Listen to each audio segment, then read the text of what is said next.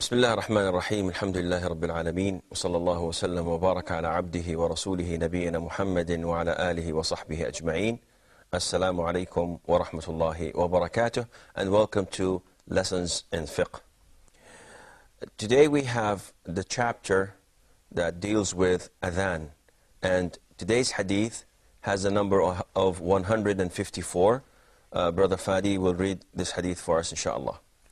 Narrated by Uthman ibn Abi al-As, may Allah be pleased with him. He said, O Messenger of Allah, appoint me as the Imam, meaning leader, of my people in prayers. He sallallahu alayhi wasallam said, you are the Imam, but you should follow, meaning observe the strength of the weakest among them and appoint a mu'adhin who does not charge for the call of adhan. In this hadith, we have a number of issues that we would like to talk about and explain if possible. The first issue was that Uthman ibn Abi al-As came to the Prophet ﷺ from Thaqif, which is a tribe of Taif, the mountainous city of Taif, which is approximately an hour or less than an hour drive from Taif to Mecca. And Mecca, as you know, is about 4 hours plus drive from Mecca to Medina. So they came all the way, which meant that they've traveled probably for a day and a half, until they reached Medina. They reverted and accepted Islam, and they wanted to learn and study knowledge. Uthman ibn Abi al-As was the youngest of all.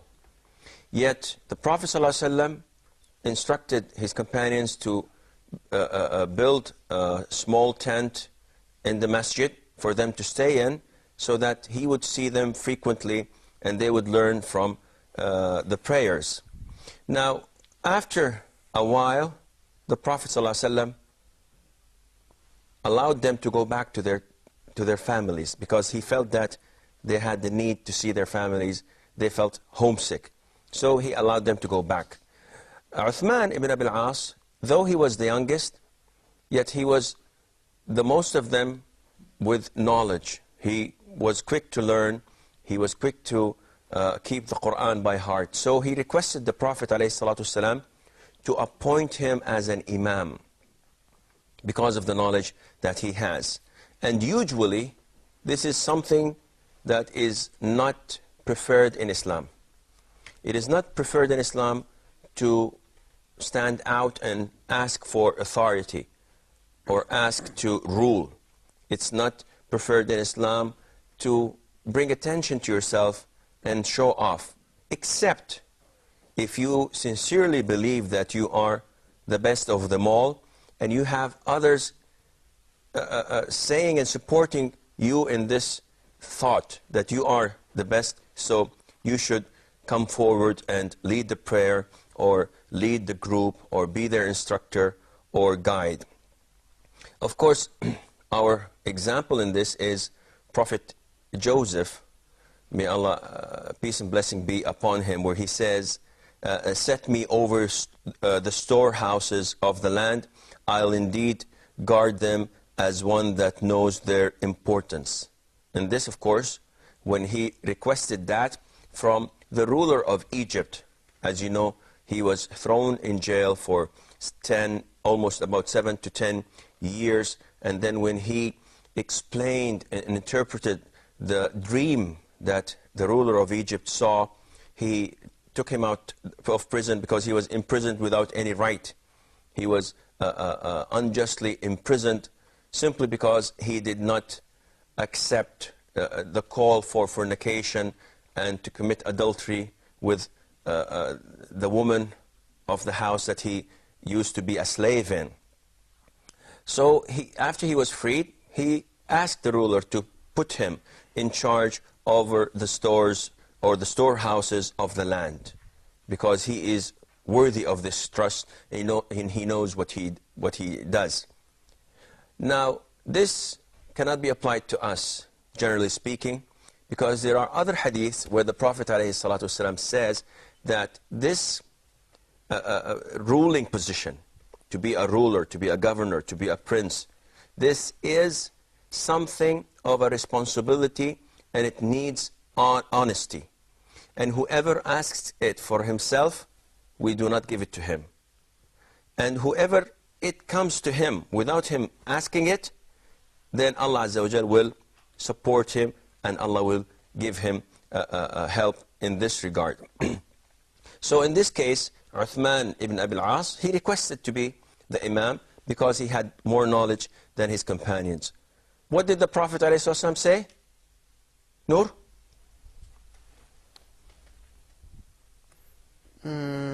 He agreed, maybe. He agreed. He said, you are their Imam. So he appointed him, sallallahu alayhi wa sallam, to be their Imam. And then he told him that you should follow or observe the strength of the weakest among them. What does that mean, Mustafa? Means that you should look at the person, those who you lead in prayer, and look at the strongest among the weak. Look at the strongest one of them among the weak. What does that You mean? should not elongate prayer so much so as to burden the people. Well, you should observe the strength of the weakest, not the stronger. Yeah. You should observe the strength of the weakest, which means that when an Imam leads prayer, he should not go and join prayer thinking that he is healthy, he is strong, he is capable of praying for 20 or 30 minutes at one shot. He should not do this. He should not look at those behind him who are strong and capable, who are young and willing to pray as long as it takes. He should look at the weakest one of them. So if there is a 60 or 70 years old man that is diabetic and has to visit the bathroom every 5 or 10 minutes, this tells you that you should keep your prayer as short as possible. And this is the sunnah of the Prophet ﷺ. Now, again, this is a relative issue because it depends. Some people would consider reciting قُلْ هُوَ اللَّهُ أَحَدٍ in one rak'ah to be very long. And he will tell you, why don't you split these four ayah and make two in the very beginning and two at the second rak'ah. And of course this is unacceptable. قُلْ هُوَ اللَّهُ أَحَدٍ is one of the shortest surahs in the Quran. And again, some people would say, well, if you recite a 4-page surah, that would be nice, it would be okay with us, it's average, it's not long. We consider long to be as 10 or 12 pages. Now, you have to balance things up in the sense of, in Fajr of Friday prayer, of the day Friday, every Fajr on Friday, what does the Prophet ﷺ recite? He's used to reciting 2 well-known surahs every single Fajr during the whole week. So every Fajr he prays, every Friday he prays alayhi salatu wasalam Fajr, he prays 2 surahs in that prayer. Abu Malik? Yes, he prays with Surah Al-Sajda and Surah Al-Insan. He's used to praying Surah Al-Sajda, Alif Lam Mim, and he used to pray in the second rak'ah Surah Al-Insan, Hal ata ala al-insani hinun min ad-dahr. And how many pages in total, approximately? These are approximately 5.5 pages. Almost 5.5 pages. So this is his habit, sallallahu alaihi wasallam. This is his sunnah. So is it possible that we ask people nowadays in mosques not to follow the sunnah and tell them, well, there are weak people, so you should observe the weakest one of them? Is this possible or not? What do you think, Muhammad? I think no. No what? That because if we go like that, because most of people their faith are like we see not powerful. So like this, they will leave the prayer. What do you think, Fadi?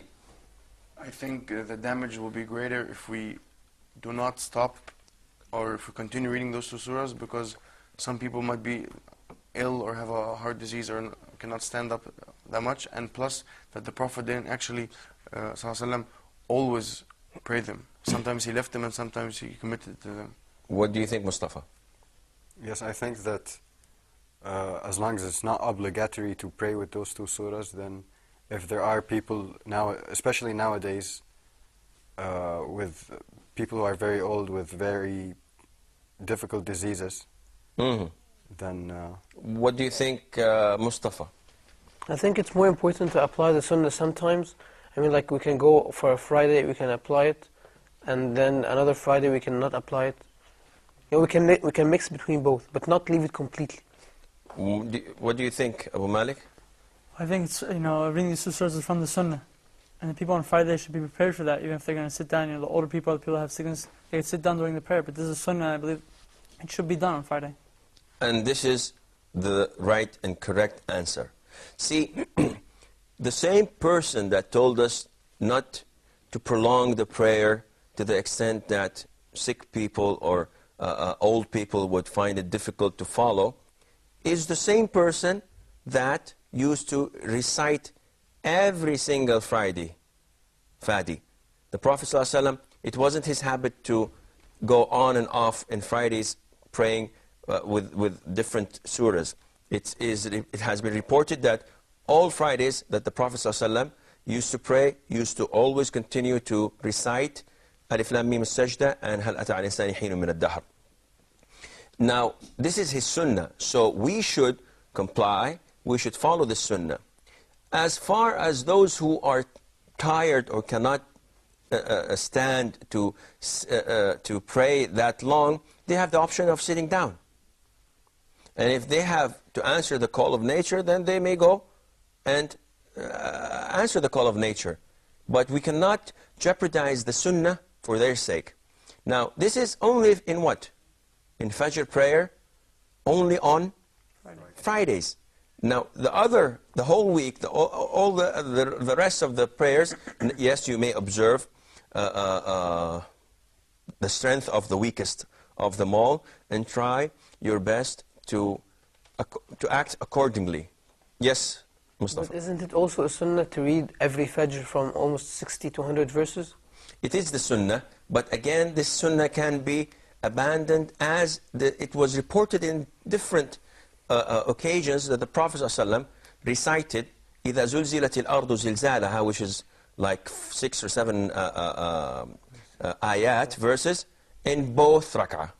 So I'll get back to this point, inshallah, just right after the break. Assalamu alaikum wa rahmatullah, and welcome back. Just before the break, Brother Mustafa had a question. If you be kind enough to repeat it again. Yes. I was wondering, since it's also sunnah to recite from 60 to 100 verses every Fajr, so does this actually does jeopardizing this sunnah, is it better than having short prayers, or? Well, actually, you see, it's a relative issue, because what's short in Maghrib, what's short in Fajr can be long in Maghrib. So it depends. Now, bearing in mind that reciting from 60 to 100 verses, not necessarily that these verses are from Al-Baqarah or from Al-Nisa, where you have long verses.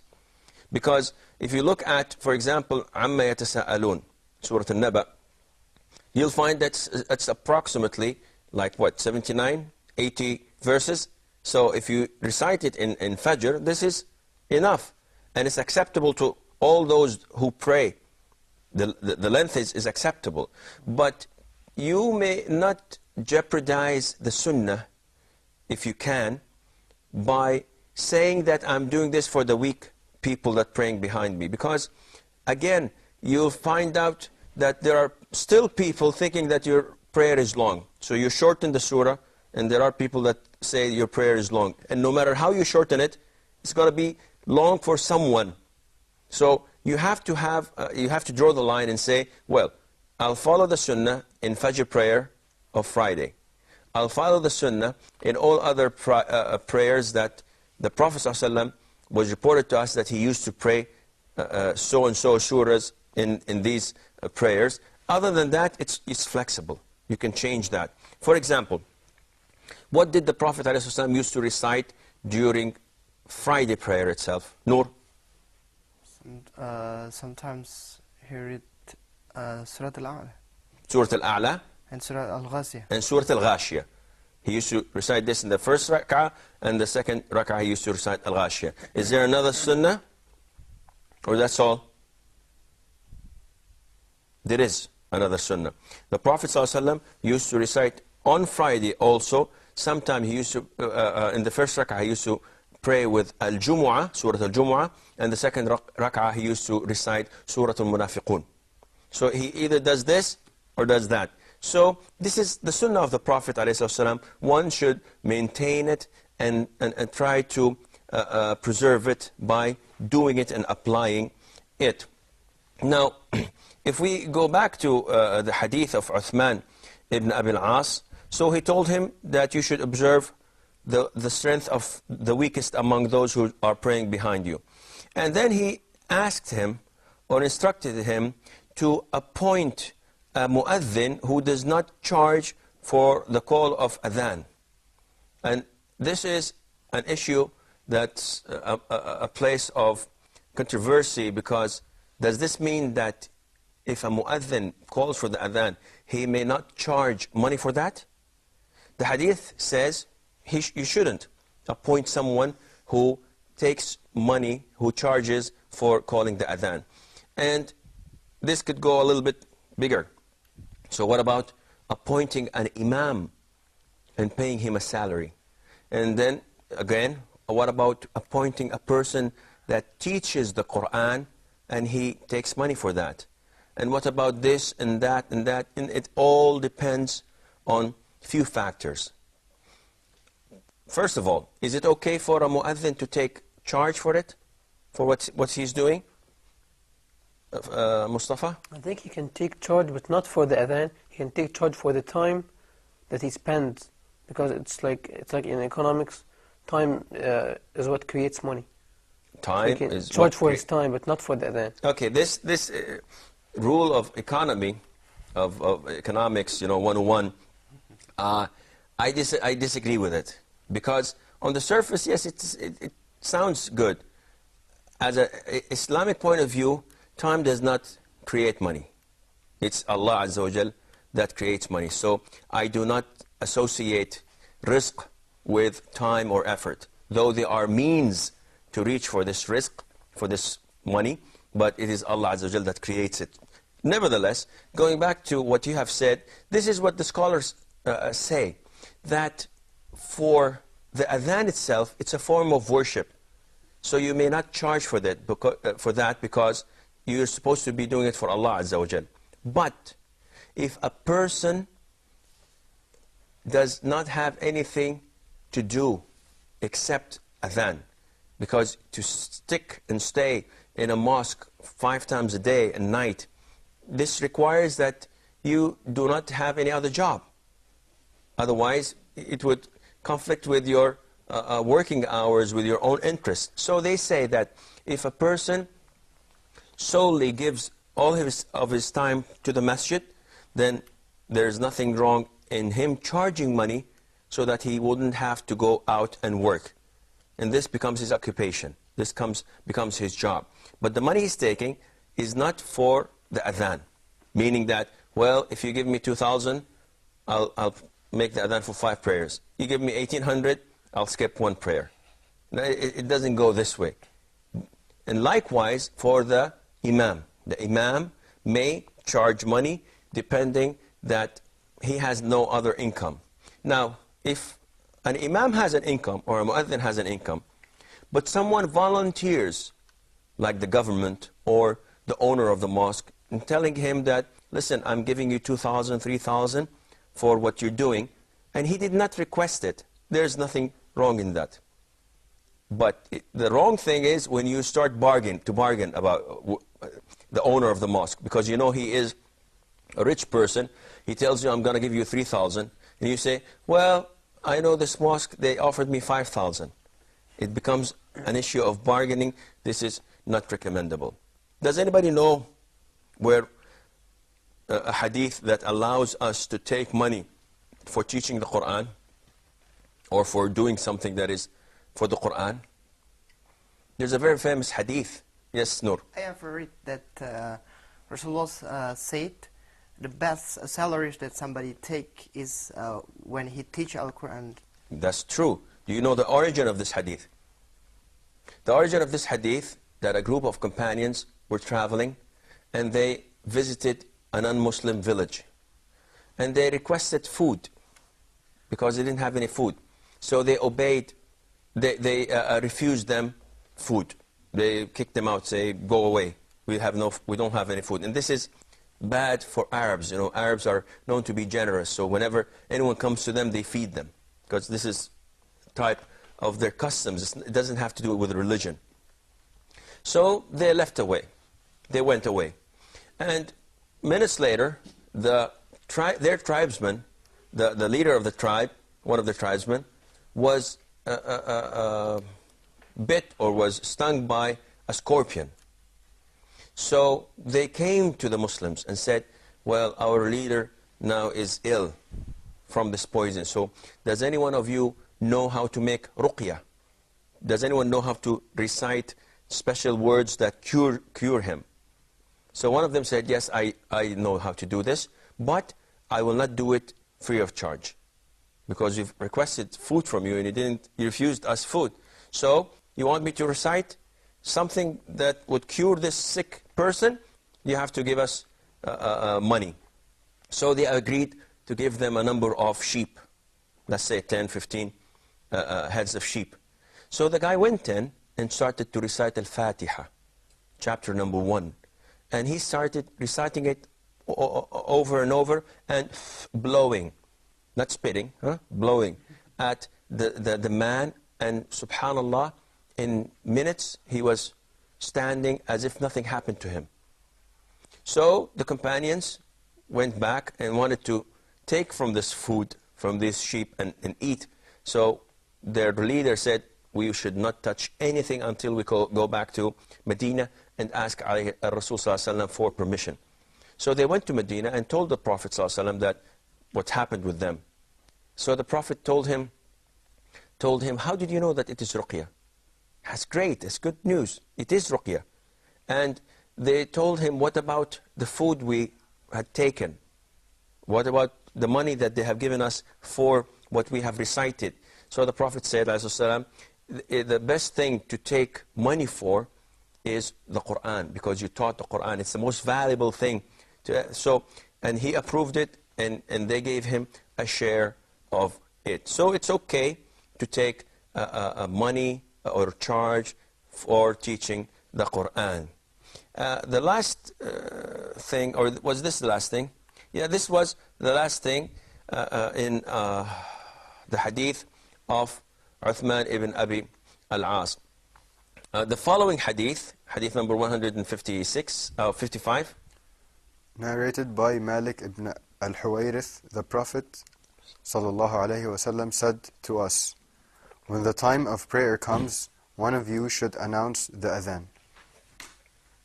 Okay, now Malik ibn al-Huwayrith, a companion of the Prophet ﷺ, was accompanied by some of his companions, and they were traveling.